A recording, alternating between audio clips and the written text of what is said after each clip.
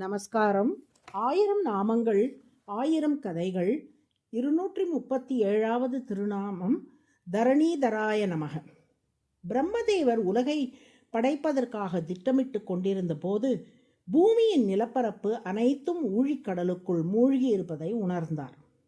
அந்த நிலத்தை நீர்மட்டத்துக்கு மேலே கொண்டு வந்து நிறுத்தினால்தானே அவரால் உயிர்களை படைக்க முடியும்.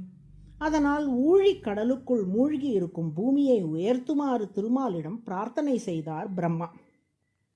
கடலுக்குள் மூழ்கி பூமியை மீட்டெடுப்பதற்கு ஏற்றபடி மிகப்பெரிய பன்றி வடிவில் தோன்றினார் திருமால். அதைத்தான் வராக அவதாரம் என்கிறோம். வேதமும் யாகங்களும் உலகை தாங்கி நிற்பதாக சாஸ்திரங்கள் கூறுகின்றன.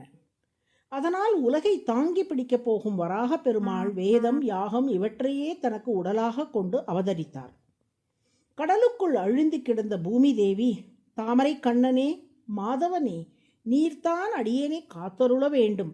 நான் உன்னால் உருவாக்கப்பட்டவள், உன்னிடத்தில் நிலை நிற்பவள், உன்னே சரணமாக பற்றியவள், மாதவனாகிய உன்னையே சார்ந்திருப்பதால் நான் மாதவி என்று அழைக்கப்படுகிறேன். உடமையை மீட்க வேண்டியது உடையவனின் பொறுப்பன்றோ என்று வராக பெருமாளிடம் வேண்டினாள். நிலமடந்தையின் பிரார்த்தனைக்கு செவி சாய்த்த வராக பெருமாள் பன்றிகளைப் போல் குர் குர் என்ற ஒலி எழுப்பினார். அந்த ஒலி சாமவேத கானத்தைப் போல் இனிதாக இருந்தது. அந்த ஒலியோடு கடலுக்குள் மூழ்கினார். கோரை கிழங்கை பன்றிகள் கொத்தி எடுப்பது போல் பூமியை இடர்ந்தெடுத்தார். கடலில் இருந்து ஒரு நீல மலை 2 பிறை சந்திரன்களை தன்மேல் ஏந்தியபடி வந்தால் எப்படி இருக்கும்? அதுபோல் பிறைச்சந்திரனை போன்ற தனது 2 கோரை பற்களுக்கு நடுவே பூமியை ஏந்தியபடி நீல மலை போல் கடலில் இருந்து மேலே வந்தார் வராக பெருமாள். நீல வரை 2 பிறை கவ்வி நிமிர்ந்தது. ஒப்ப கோல வராகம் ஒன்றாய் நிலம் கோட்டிடாய் கொண்ட எந்தாய் என்று நம்மாழ்வார் இதை அனுபவிக்கின்றார். அப்போது பூமி தேவி, சுவாமி, இந்த ஊழிக்கடலில் இருந்து என்னை மீட்டு விட்டீர்கள்.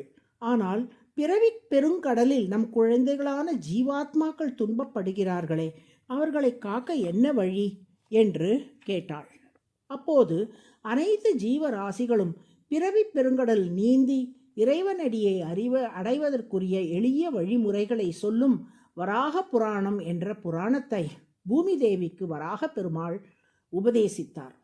அதில் முக்கியமாக, ஒருவன் இளம் வயதில் உடலும் மனதும் வலிமையோடு இருக்கும் காலத்தில் எனக்கு பூமாலை சமர்ப்பித்து என் நாமங்களை பாமாலையாக பாடினால் அந்த பக்தன் முதுமை காலத்தில் என்னை மறந்தாலும் நான் அவனை மறக்காமல் அவனை காத்தருளுவேன் என்று வராக பெருமாள் வாக்களித்தார். பூமியை மீட்டுக்கொண்டு மேலே வந்த வராகரை தரிசித்த முனிவர்கள் யக்ஞவராகனாக அப்பெருமாளை கண்டு துதி செய்தார்கள். இறைவா, யாகத்தின் அங்கங்கள் அனைத்தும் உனது திருமேனி அங்கங்களாக உள்ளன. உனது 2 கரங்களும் 2 திருவடிகளும் சேர்ந்து 4 வேதங்களாகும். உனது தலையே வேதத்தின் தொடக்கமாகிய பிரணவமாகும். உனது கோரை பல்லே யாகத்தில் பயன்படுத்தப்படும் யூபஸ்தம்பம் ஆகும். உனது மற்றைய பற்களே யாகங்கள். உனது நாக்கே அக்னி ஆகும். உனது ரோமங்களே தர்பை புற்கள்.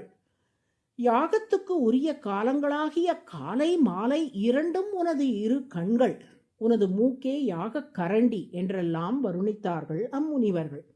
மேலும் எங்களையெல்லாம் பூமி தேவி தாங்குகிறாள், நீயோ அந்த பூமியையே தாங்கி பிடித்து மீட்டெடுத்துள்ளாய் என்று சொல்லி வராகனை துதித்தார்கள் முனிவர்கள். வராகர் பூமியை கடல் மட்டத்துக்கு மேல் நிலைநிறுத்தியவாறே பிரம்மா படைப்பு தொழிலை நடத்தியதாக வரலாறு. மேற்கூறிய வரலாறு ஸ்ரீ விஷ்ணு புராணத்தை அடியொற்றி கூறப்பட்டுள்ளது. இரண்யனின் தம்பி இரண்யாக்ஷன் பூமியை கடலுக்குள் அழுத்தி வைத்ததாகவும் அவனை கொன்று பூமியை வராகர் மீட்டதாக சொல்லும் வேறு புராணங்களும் உண்டு. தாரணம் என்றால் தாங்குதல் என்று பொருள். அவ்வாறு தாரணம் செய்வதால் பூமி தேவியை தரணி என்று அழைக்கின்றோம். அந்த தரணியையே தரிப்பதால், அதாவது தாங்குவதால் திருமால் தரணீதர என்று அழைக்கப்படுகிறார். அதுவே சகஸ்ரநாமத்தின் 237வது திருநாமம். தரணீதராய நமக என தினமும் சொல்லி வரும் அன்பர்கள் வாழ்வில் உயர்ந்த நிலையை அடையும்படி பூமியை உயர்த்தி காத்த வராகர் அருள் புரிவார். நாராயண நாராயண.